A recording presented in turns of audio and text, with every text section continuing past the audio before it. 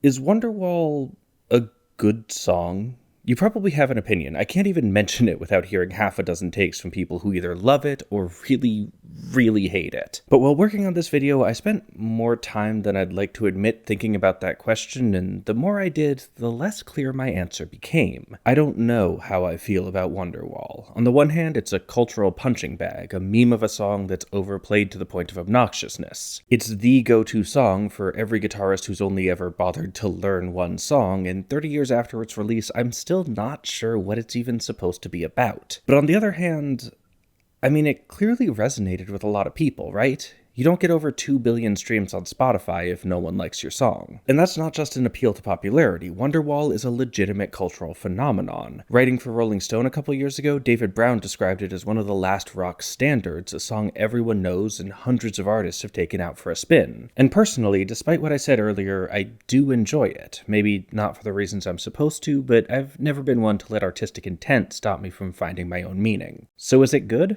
I don't know. But it is interesting. So let's take it apart.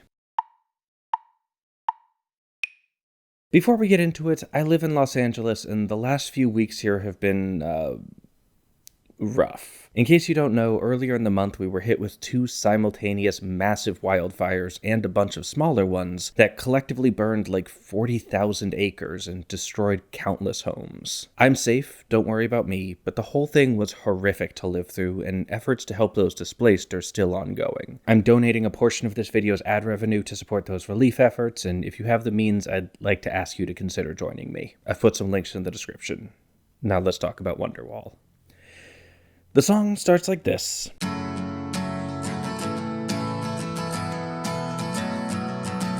And right off the bat, we've got a really familiar chord loop. Sort of. We'll get to the fun stuff in a second, but basically Noel Gallagher is playing what's called a plagal cascade. This pattern starts on the 1, bounces up a bit, then repeatedly resolves down a perfect 4th over and over until it gets back to 1 and starts again. It's a loop that first became really popular in the mid-90s as a way to get a little of that minor key sadness while maintaining an active sense of forward momentum. I have a whole video about this chord loop if you want to know more, but right now I want to talk about the one little twist that fundamentally changes the entire feel. One of the main harmonic appeals of that perfect 4th motion is that the chords share very few notes in common, so you get a lot of activity as you move from one to the next. That motion still exists in Noel's version, but on top of it he parks 2 notes, an E and an A, on the top 2 strings and never moves them. On paper, these complicate the harmony. For most of the chords in the loop, at least one of these 2 notes doesn't belong in its basic triad. So like the F sharp minor becomes F sharp minor 7 thanks to the added E. The next chord is normal, but on E major, the A is encroaching. This time though, the relatively high root means the chord voicing doesn't have room for both the added A and the intended 3rd of G sharp, so instead we get a sus chord. And on B it's even worse. Neither of these are in B major, and there's still no room for the D sharp we'd expect, so the added notes transform it into B7 sus 4.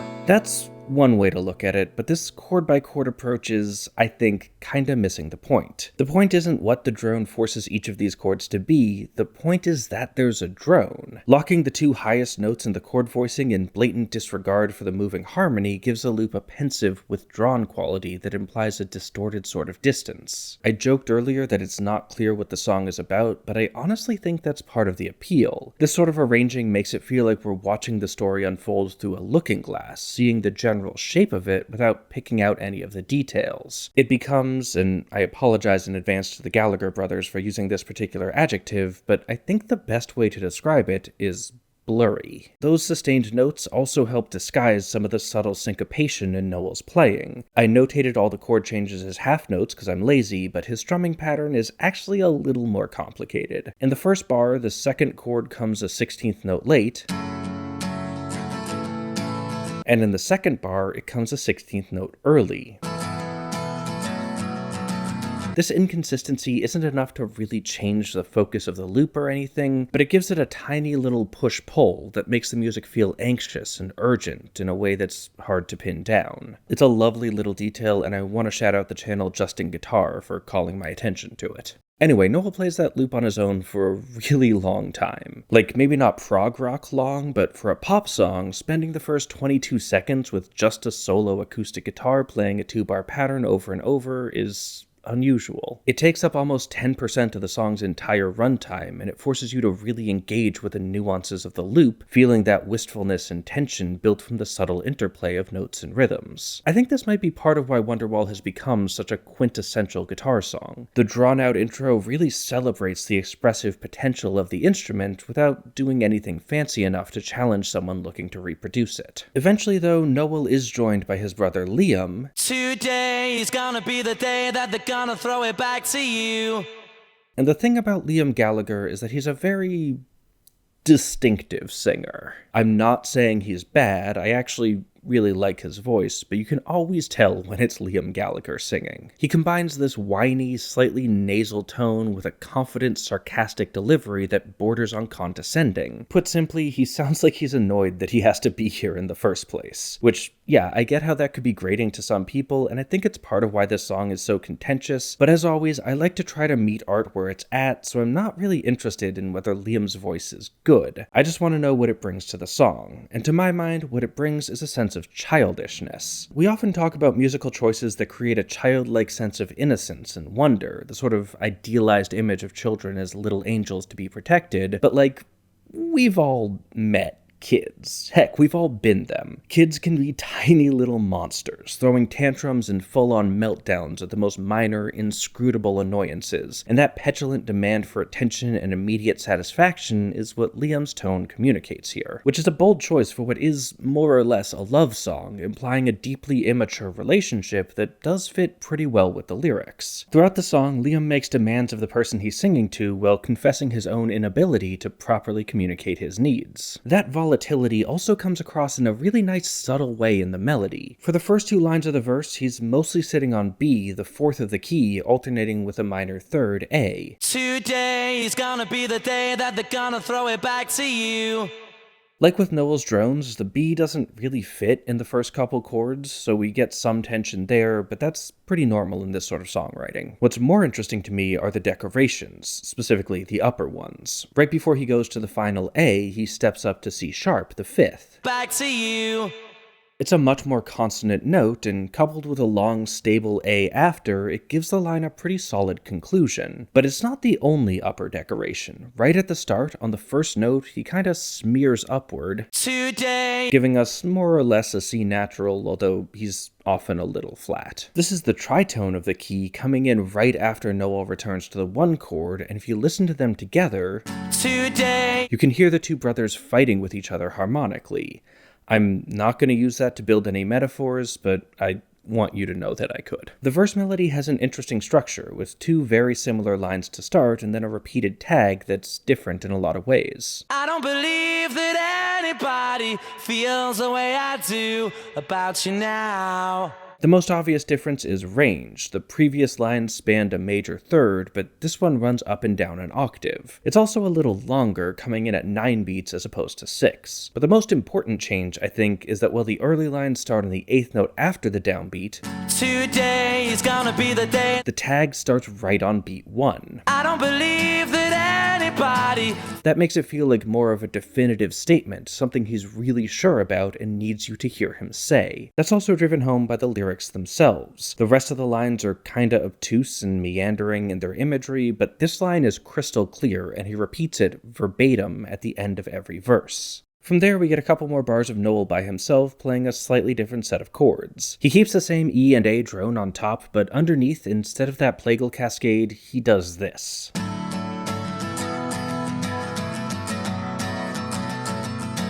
It passes quickly, and those high strings make it easy to miss that it's changed at all, but it gives the end of the verse a little more momentum, with the interlude pushing it forward into the next section, in this case the second verse. Here the rest of the band comes in, including a synth cello played on a mellotron by Bonehead Arthurs,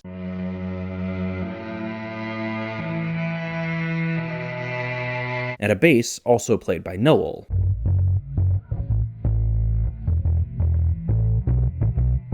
But the big addition is definitely Alan White's drums, and I feel like we don't talk enough about the drums in Wonderwall. Maybe that's because we're so used to hearing acoustic covers and whatnot, but it's a shame because they're absolutely ridiculous. Like seriously, Wonderwall is a soft, mid-tempo pop rock ballad. Why the hell do the drums sound like this?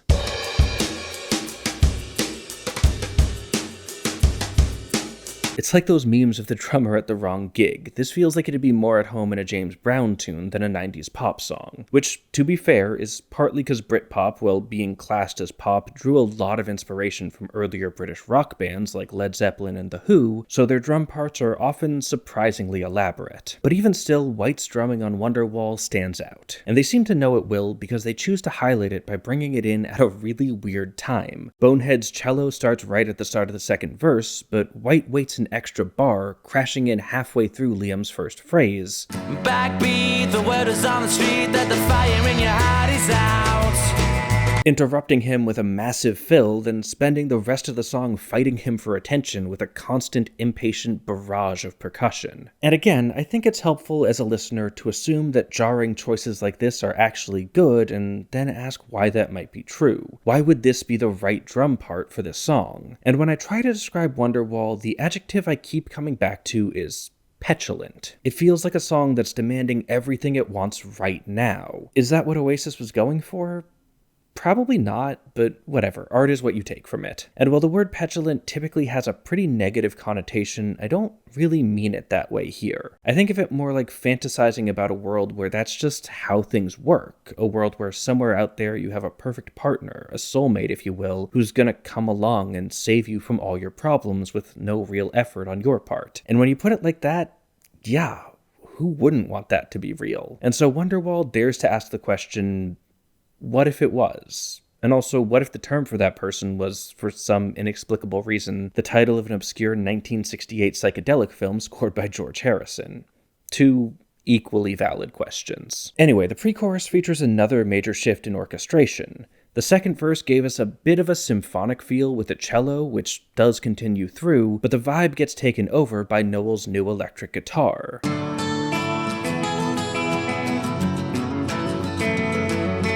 He's arpeggiating the new chord progression, another classic loop that walks from the flat 6 of the key up to the 1 for a strong resolution, but let's take a look at the contour. In the first bar, he's playing mostly on the top 2 strings, including this hammer-on to a high A, and he leaves space between the notes to let them each ring out cleanly. In the second bar, though, he drops down, playing mostly low open strings in a much more frantic pattern. It's a strong night and day style contrast, and it lines up perfectly with the lyrics. Each line starts with the high open part, implying a subtle hopefulness that gets dashed only by the final word. And all the roads we have to walk are winding. Which comes as Noel drops down to his low, crowded fill. You might also notice that Liam's melody once again doesn't seem to follow the chords. He's bouncing between F sharp and A, which are chord tones in D major and F sharp minor, but he holds them through the E chord as well. This contrast is particularly noticeable when he hits an A right as Noel does that hammer-on from G sharp, although to my ears this doesn't really sound like conflict. I think it mostly serves to brighten up the guitar part, making its motion feel more dynamic by putting it in conversation with an unrelated melody. At the end of the pre-chorus, we get another change, this time to the harmonic rhythm. So far, the chords have mostly been changing twice per bar, occasionally sticking on one for a full bar for emphasis, but here they suddenly jump up to playing a new chord every beat,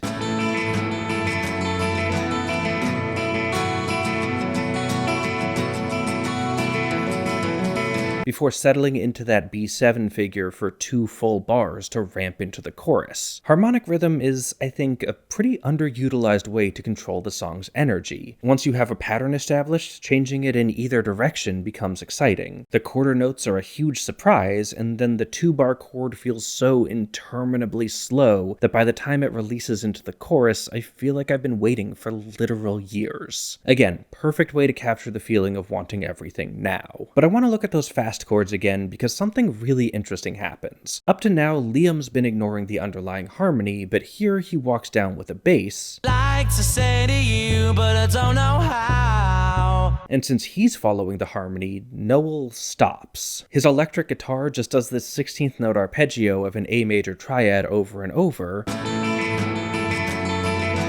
completely ignoring the motion of his own acoustic guitar. It's so cool, like a little handoff for who gets to be the troublemaker now, and again, I am actively choosing not to use it as a metaphor for the Gallagher brothers' famously tumultuous relationship. You can if you want, though. In the chorus, the symphonic vibe is back, with the addition of some synthetic Kurzweil strings played by producer Owen Morris.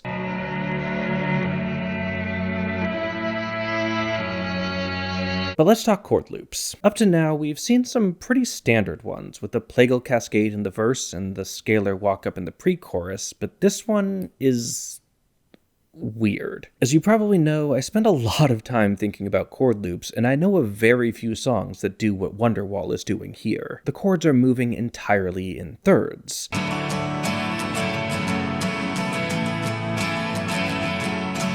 I said motion by fourths is appealing because the chords don't have many notes in common, so you get strong, dramatic progressions that seem to carry you toward a definite endpoint. But thirds?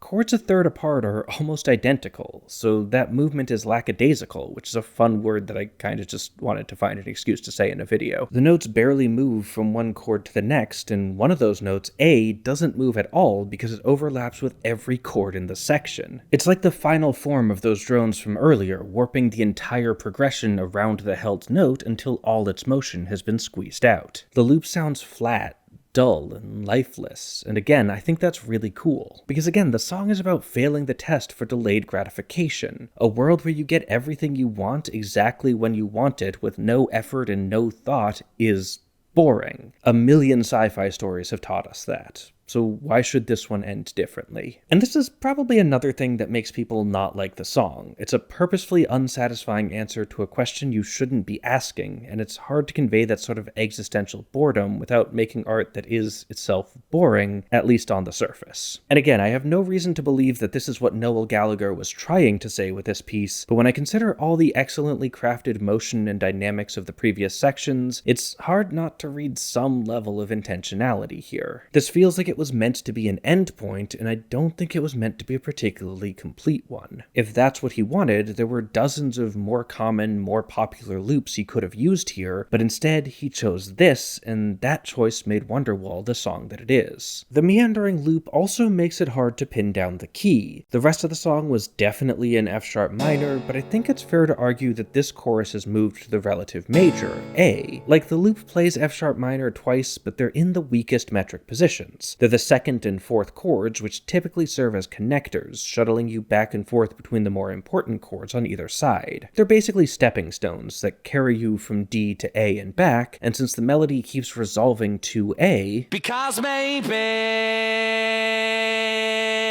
I find my ear pulled toward hearing that root. This slight major shift helps color the section, brightening it up as our protagonist retreats into his comfortable fantasy. And we can see that retreat as well in Liam's phrasing. While the verse had full sentences that covered most of the two-bar loop, in the chorus he's constrained mostly to the last couple beats over the final F sharp.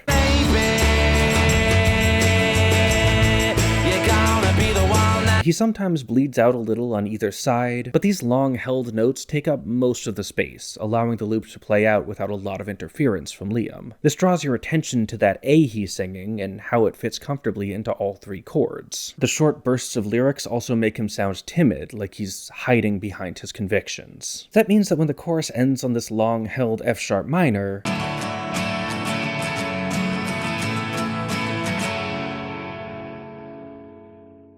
it actually sounds pretty incomplete to me. This is where they've trained us to expect Liam to sing something, and they've also told us that this isn't the one chord anymore, so when everything just suddenly stops, the transition feels unsettling. Like he's taking a second to ask himself if this is what he actually wants. And we sit in that space for a little over 3 seconds, which in musical time might as well be a millennium, before White comes in with a surprisingly long fill to bring us back into the verse. But that fill is also subtly disorienting. Listen to it again and try to count along. I find this really challenging because it so clearly seems to start on the downbeat, but if so, the verse comes in an 8th note early. That's right, Wonderwall contains a single bar of 7/8. Or, I'm not sure that's actually the best way to think about it. The guitar and bass come in for the last 2 beats, which sets us up to hear the arrival of the next downbeat correctly, and the part White plays on his own is picking back up out of a pause, so there's not really a clear tempo here anyway. I'm not sure it really needs a time signature, and we can also just add a pretend 8th note rest to the beginning if keeping it in 4/4 makes us feel better, but like, it's weird. Cool, but weird. Moving back to the verse, there's one more detail I want to talk about. We didn't really look at Noel's bass line before because he's mostly just playing chord roots. That is, except under the B chord. There, he plays this, which does have some Bs, but is mostly A. And that complicates things. Like, from a harmonic perspective, it kinda reframes the chord. I called it B7 sus4, but these same notes also spell A6 sus2, so maybe it's actually that, I guess. I mean, not really. We spend enough time with the guitar on its own that to me this still reads as a B chord. The A in the bass destabilizes that structure, but it's not enough to replace it. No, I'm more interested in what it does to the loop. That beautiful, powerful plagal cascade relies on the consistent motion of perfect fourths to drive your ear back home. But this inverted bass means that, well, harmonically they're still doing that, the F sharp is also kind of getting approached by a much more timid third. Noel's two parts tell slightly different stories about the journey through the loop, undercutting the decisive, compelling motion with something a little less solid. And that unstable footing gets a little more unstable in the third verse, where Noel uses it to add these disorienting guitar fills that bounce back and forth in the audio space. And you might assume this is done with some sort of echo effect, where the left side fill is replayed with a slight delay on the right, but it's not. He actually recorded 2 different fills for the end of each phrase. Like the first time he's playing this and this, which have the same melody, but slightly different rhythms. And that similarity is a large part of what makes it so chaotic. If the fills were completely unrelated, this would just sound like a jumbled mess. By building them off the same skeleton, you get something that could plausibly fit together neatly, and it goes by so quickly that your brain is basically willing to assume that it does, but it gets tripped up by the small inconsistencies. It's a really cool trick. That brings us into the final chorus, and if it feels like we haven't covered many sections, that's because this one is massive. Liam sings through it 3 times, first normally, then with some echoed doubles. I said maybe. And for the 3rd time, he hangs on the second line repeatedly, until he gets replaced by this new piano arpeggio.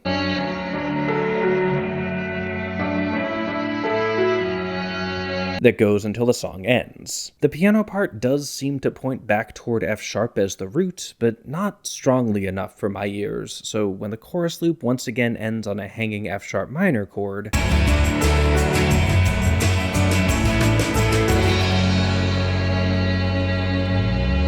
it still sounds incomplete, like a thought that's been left hanging forever. It's the home we've built, but not the one we expected. I'm often not a huge fan of this sort of endless chorus thing at the ends of songs. It tends to feel like the band has run out of ideas but can't figure out how to just wrap things up, but I actually kind of like the execution here. They keep the loop going for over 1.5 minutes, but they also keep adding things, changing it up just enough that while it quickly becomes repetitive, it never quite makes it all the way to boring. And that's pretty much it. I wanted to make this video because Wonderwall occupies such a fascinating cultural space for me. At the beginning, I asked if it was a good song, but honestly, I think that's the wrong question. I think it's far more interesting to ask myself what a song does for me than whether or not I like it, and from that perspective, I can't deny that Wonderwall does something pretty interesting. Is it overplayed?